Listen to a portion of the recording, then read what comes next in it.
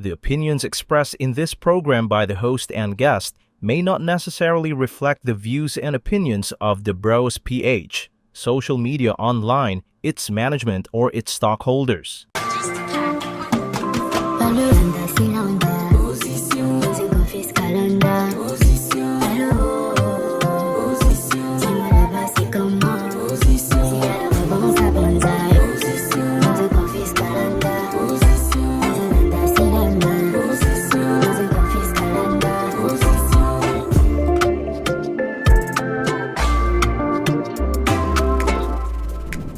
What's up mga kabrokada? Welcome to our special episode of DaBros. I'm JM, and if you are new here, don't forget to follow us on DaBros social media channels. And without further ado mga kabrokada, let's meet our guest for today. He is a Bachelor of Science in Business Administration, Financial Management student at Xavier University Ateneo de Cagayan. A student volunteer and student leader at his core with multiple roles in the Central Student Government. And he is the current Secretary General of the Assembly of Extracurricular Organization. And not only that, he is a brand ambassador of the Rouge Salon Spa. And he represents Cagayan City for Mr. Philippines to be held this coming September at Legazpi City, Albay. Mga kabrokada, please help me welcome our Mr. Philippines Cagayan City, Zaymun Libago! Hey! Hi Zaymun! Hi, Jia! Kumusta man? Doing great. Yeah, you're doing great. Kumusta naman ka, Zaymun? Yeah, busy with life but push pag-apon. Yeah, laban na kayo. Laban always. Anyways, and before we begin mga kabrokada, we would like to thank Bean Matters Coffee Collection for this lovely treat that we got here in this table. And also to Georgia and si Ma'am Lovejoy Libago, your mother. Hello. Anyways, laban lang kayo eh. So, mag-start na ta? Yes, let's go. Okay, let's go. Can you tell us a bit about yourself and your background? Okay, so yes, my name is Zaymun Libago. I am currently a Bachelor of Science in Business Administration, major in Financial Management student. Graduating hopefully next year, 2025. Wow! And yes, with an extensive background in student volunteerism and leadership. Siguro a bit about me is that I wasn't really much of an active student, or like I was just your normal student up until like I started college. And it wasn't until then that I started joining a lot of orgs, and I am where I am today because I got out of my comfort zone. Okay. Out of my comfort zone. Yes, you got out. Yes. Why, man? It's because I just wanted to like start something else. I was used to just being this normal student, and just changing things up a bit and exploring new things. And ultimately, that's one of the reasons why I joined the pageant in the first place, because this is not in my realm. I'm a natural introvert, yun. Yeah. But because of my interest, to like explore new opportunities, it became easy for me to say yes to this. But aside from that, my strong background in advocacies, being a student volunteer, made me say you're yes. A student volunteer. Yes. Oh, okay. So you come up with mga advocacies. Yes, advocacies and engagements. Yes, engagements. Anyways, what inspires you to pursue your current career path? Okay, so actually my current career path is still not 100% sure, but I'm leaning more towards sales. But ultimately, I want to start a business someday. To become an entrepreneur or become a business owner someday, I have to be equipped with the right skill set, and I have to be a worker first. So yeah, one of the skills or valuable skills that I want to learn or take part in is sales, which is why I'm perhaps most likely gonna take up corporate sales once I graduate college. So you graduate college? Yes, once I'll graduate next year. So, unsa inyong course ninyo? Okay, so my course once again is financial management. So mostly ka ng banking bitaw. Mga banking. Bonds, stocks, that. Okay. So, I've been banking. Yeah, at first gusto ko mag-bank unta. Like I had an interest for it, pero like I just thought that it's too much numbers. And for me, I'm not really that strong in math myself, but What I'm good at is like mostly speaking or communicating. So like, yeah, that's when I said na maybe banking is not for me, or like career in finance is not for me. So yeah, that's why I'm leaning more towards on sales at the moment. Magtrabaho na ka sa bank. If God wills it. So, but yeah. Yes. So, kuan lang yun ka ng more siya financial. So, Finance, yeah. money. Yeah, money and, you know, laban lang ta sa ano. So, Yes, laban lang. what have been the most challenging part of your journey so far? Okay, so the most challenging part for me has been mostly the mental side of things. You know, of course, I've been very active na sa gym even before like I said yes to this pageant, or like I have had like a lot of opportunity to work out now. But the thing that strikes me good as I'm preparing for this is the mental side, because I'm currently juggling a lot of things, both sa ACADS and also orgs and even preparations here. So just being able to manage everything is hard in and of itself, and it takes a toll on my mental health. But oftentimes, I'm always reminded by the people who are around me and the purpose, or like the purpose why I joined this in the first place, which is one, because I wanted to explore new things, and another was because of my strong advocacy, or what Mr. Philippines is. Now, just to give a background, Mr. Philippines, or male pageantry, is leaning more towards advocacies nowadays, and because of my background with advocacy, it's easy for me to say yes to this, or it's easy for me to resonate with this kind of pageant, because we are not only there for looks, we're not only there to showcase our beauty, but at the same time, we're there to become ambassadors of change and being the voice of the youth, to make a better society. So, yes, I'm always reminding myself of these things, reminding myself of the purpose, and having a good support system, which is my family, my friends, and everybody who's been supporting me, and they're basically helping me like back of my mental state. So you've been part of the journey as a Mr. Philippines so far. How can you expect Mr. Philippines? Alright, so yeah, I'm expecting Mr. Philippines to be a very grand event, considering that it's a national pageant. And yes, it's going to be held in Legazpi City, and there's going to be a lot of eyes given on it, Kuya JM. So yeah, I'm expecting it to be grand. At the same time, I'm expecting it to be groundbreaking experience, because I think this is the first edition of Mr. Philippines that we're going to have. So yeah, I'm expecting it to be grand, and I'm also expecting it to be something new. So is this the first time doing a pageantry? Yes, this is the first time doing a pageant in a national, or like at this state level. But I had an experience now with school pageants, with my recently concluded Mr. SBM. So yeah, aside from that, I haven't had like an experience in national pageant, or a pageant at this level. So you've been kanang school pageantry. Yes. Yes. So how does it feel na nakadaog ka? Oh yeah, it always feels great naman, but at the same time, it felt very new. Everything is new to me, especially like just the idea of winning is new. So it felt great, but at the same time, it felt like a big responsibility, because winning means you have to represent, or you're the one who's going to represent a lot of people. For me, sa school ko, I will be representing sana the School of Business and Management, and here's a national pageant, Mr. Philippines, I'll be representing the city of Cagayan de Oro. So yes, it feels nice, but at the same time, it feels like a big responsibility, but I'm always up for the challenge. So you're up with the challenge? Yes, up for the challenge. Wow! Cagayanon ba yata sus na? Yeah, Cagayanon ba yata, Zaymun, actually? Laban lang tayo. Can you share a memorable experience or achievement that stands out in your career? Okay, so siguro career not so much, but a memorable achievement that I could consider would be, it's not an award per se, but just finishing one of my roles last year. I became the director for the Advocacy Division sa Office of the Vice President sa Central Student Government namo. And it's the first time that I had like this big responsibility, and it's the first time that I also like spearheaded like an advocacy-based na team. So just being able to complete that term and do the projects that we did was something that I could say is a reward in and of itself. And for me, it was something that helped motivate me to push for this pageant, or push for another advocacy-based pageant. So it was rewarding, because we did what we could, and we sa atong role. So you kuan gid ang mga roles yun. Yeah, roles. Yes, School. mga schools and something. Yes. Yes.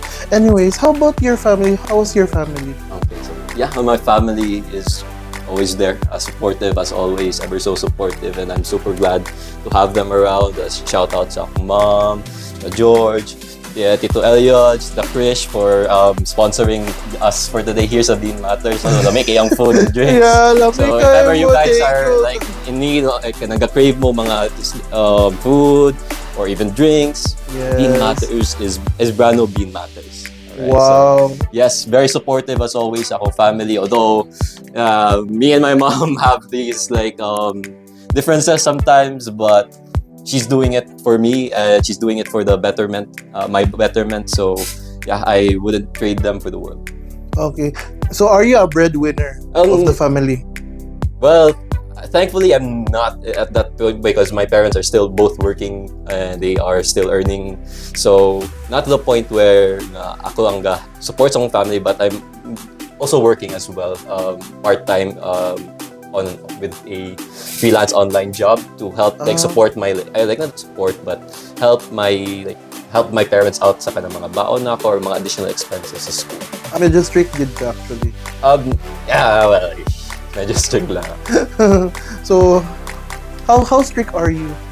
Siguro sa balay kay my parents always tell me na kuan ko initon mi ulo or gamay kay ko pasadya. But outside, not so much. I'm not really strict when it comes to outside. Maybe because I'm used to nasa inside environments sa balay ako, but not strict. But it's weird. But yeah. Ay mga trials ninyo. Yeah, challenges sometimes when it comes to kind of scheduling. The difference that I mentioned with my mom earlier was that it's hard to find schedules sometimes, especially since we're all super busy and it's hard to like cram or like put in a schedule from day to day. So yeah, it's hard. That's the main challenge, but ultimately we figure it out and we make changes along the way. So yeah, it's doable, it's manageable. How about the future plan? What exciting project are you currently working on?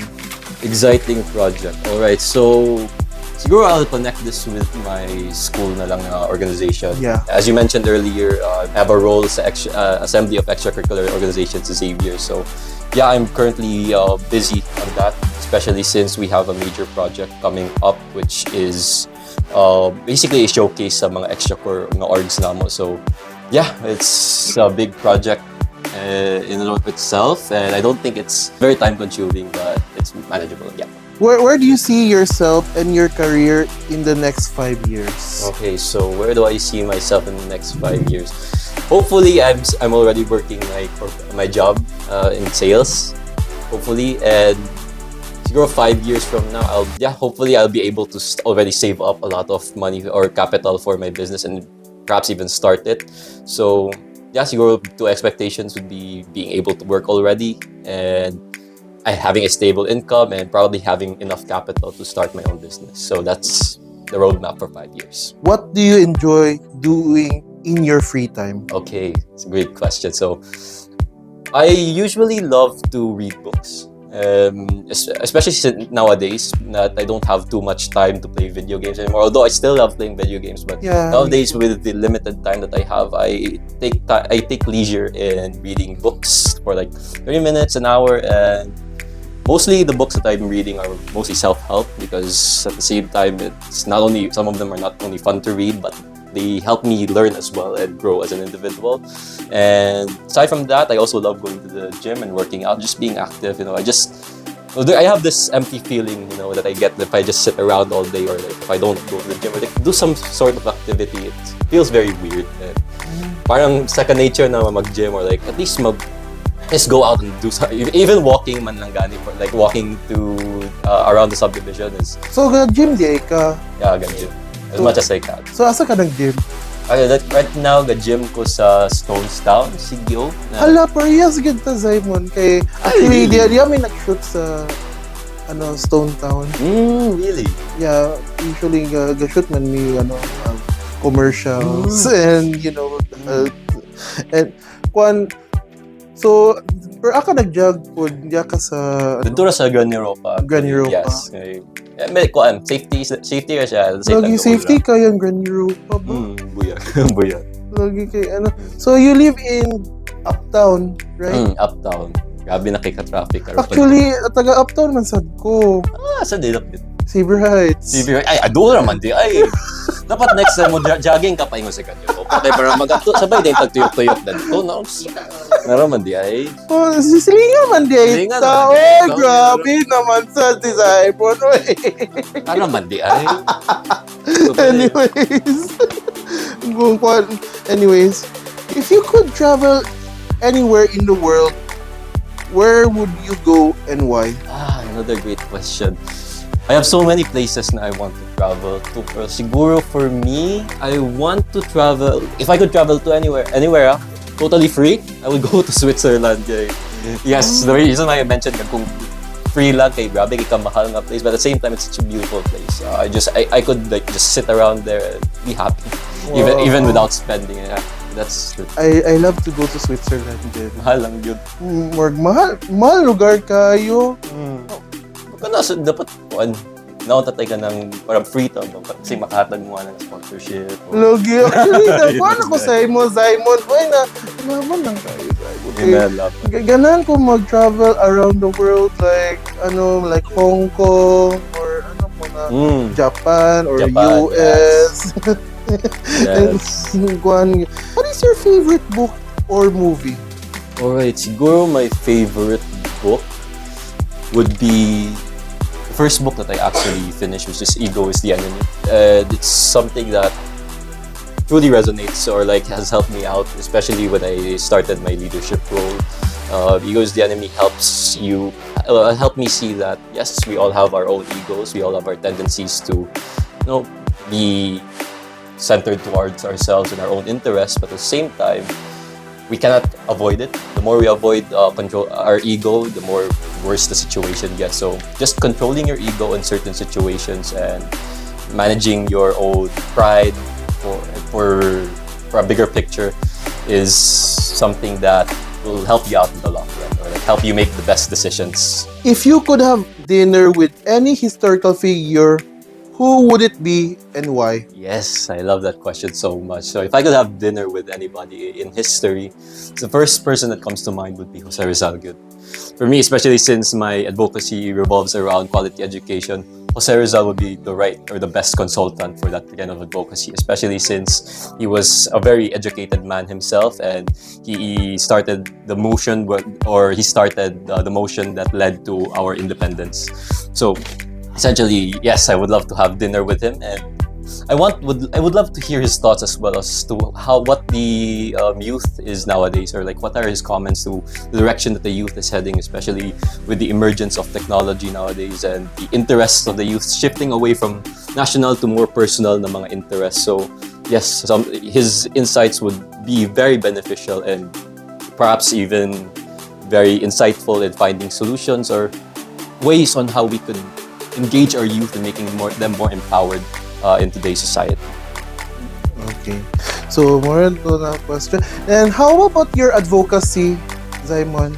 What is your advocacy? All right, thank you, JM. So yes, I touched upon it a bit earlier, which is quality education. For me, quality education resonates with me a lot, considering that it is something that I am often living by, not because of the institution or not because of the school that I have, but because of my principles. Being a very educated individual doesn't only give you more knowledge, but it gives you more opportunities. More opportunities to earn more because of the skills that you have and do better for your family. So for me, I believe that this is an opportunity and a privilege that should be prevalent not only in a few individuals, but all Filipinos. So that's why a push for quality education is the right move for our nation. So you push through the quality education. Naka-educate gid ka sa mga students. Yes, this all started when back when I was junior high. We had a program called Dulong-Dulong wherein we had tutoring sessions for entire semester sa mga grade 6 students. We were, I believe, grade 10 at that time. And yes, for an entire semester, like 5 months, we were going back to this certain school in Zayas.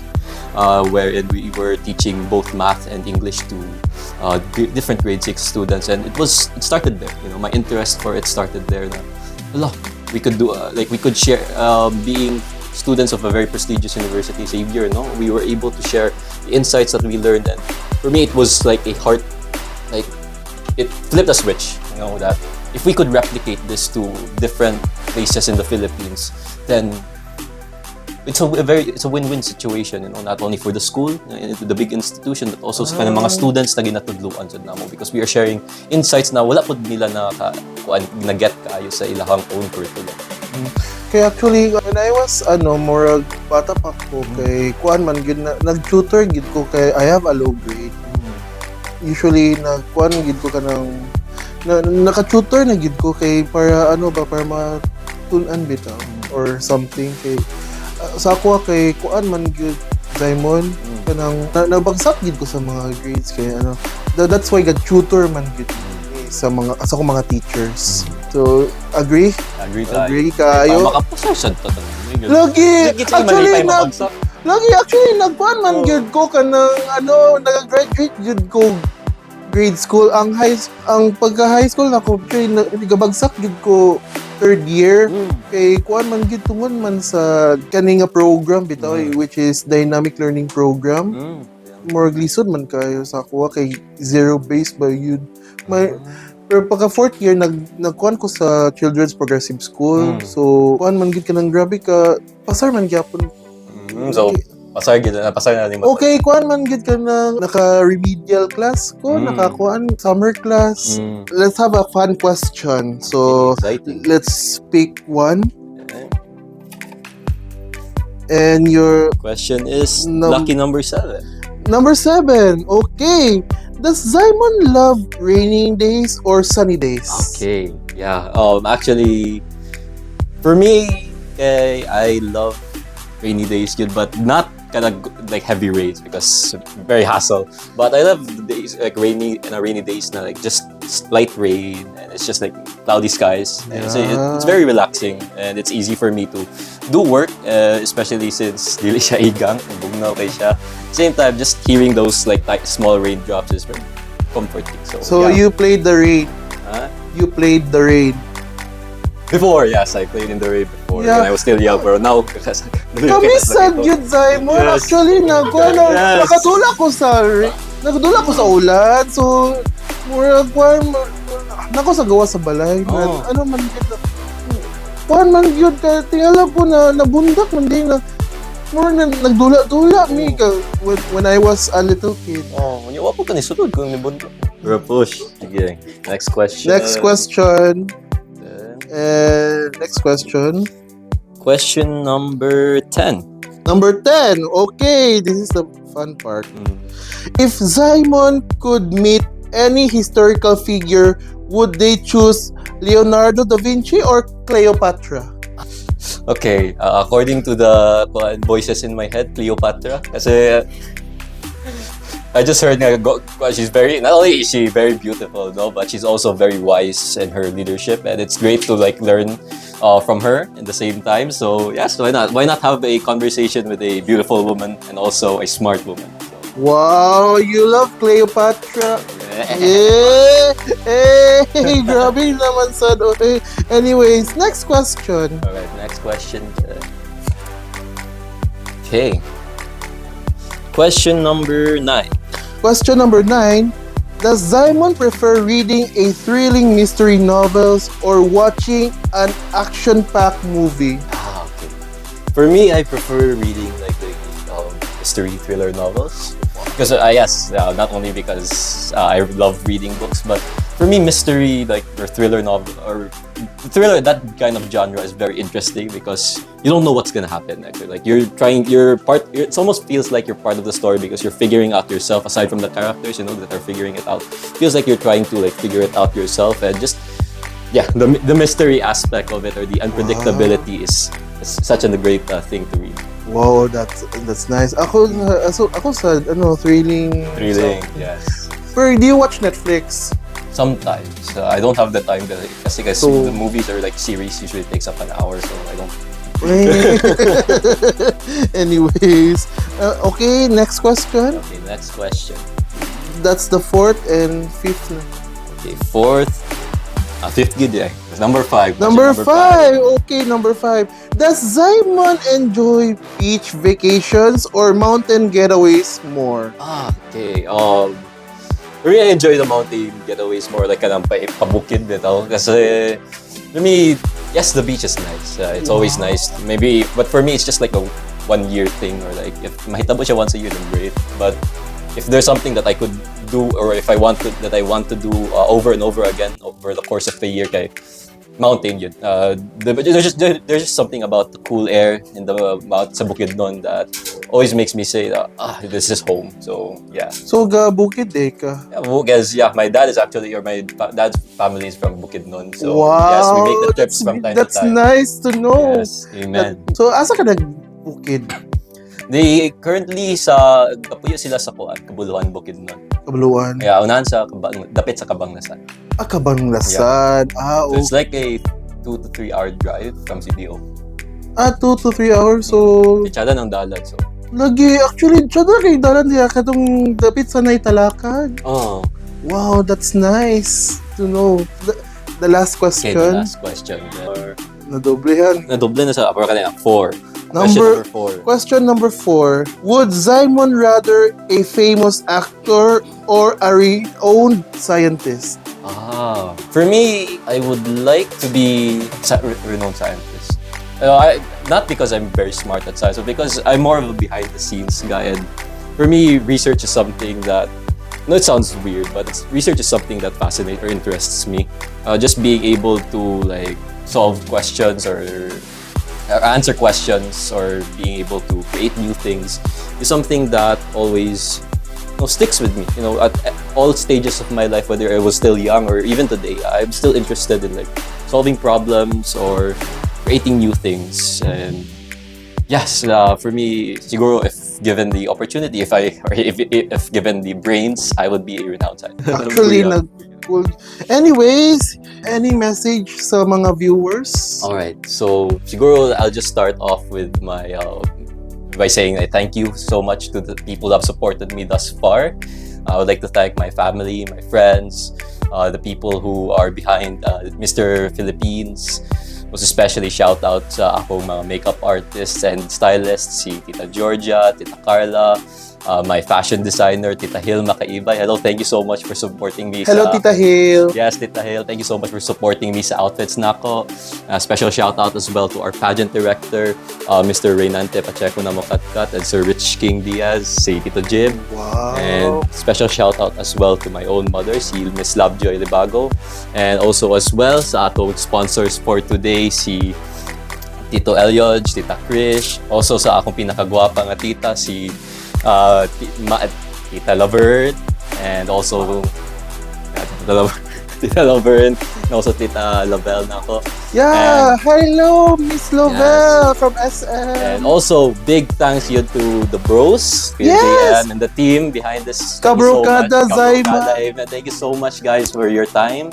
And my parting message na lang dahil would be just, if you could be anybody in the world, choose to be someone that is kind. You could do whatever you want as long as you won't hurt people, and it doesn't take so much to be kind to everyone. So always remember that moving forward. And moving on, siguro what to expect. We will be having our Mr. Philippines this coming September 2 to 7 at Albay, Legazpi City.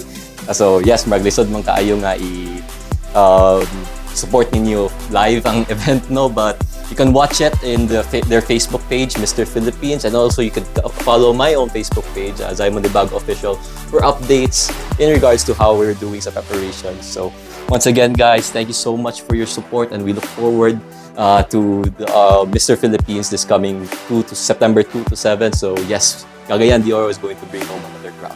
Wow, you bring home another crown. Good. Palakpakan nato si Zaymun. Wow. Thank you so much, Thank you, Zaymun. Kuya JM. Yes, thank you. So, You guys. you've been part of DaBros, di ba? Yes, DaBros is in my heart. Thank Thank you, guys. Yeah, actually, ganun ko sa'yo mo, Zaymun. Anyways, thank you, Zaymun. Thank you. Thank you, Kuya Jay. Thank you, Zaymun. And that's it, mga kabrokada. Thank you so much for watching on The Bros. Please do like, follow, and share with us on our social media platforms. And we would like to thank Bean Matters Coffee Collection and Isbrano for the food and beautiful setup. They are located at Pabayo-Gomez Street, Cagayan, City. And also, we would like to thank our camera crew here, David Vines and Kim Ganda. And also to Miss Love Joy Libago, who is very supportive mother. And also si Ma'am Laverne and si Ma'am Lovell. And Sir L. Hey. Yes, yo, hey.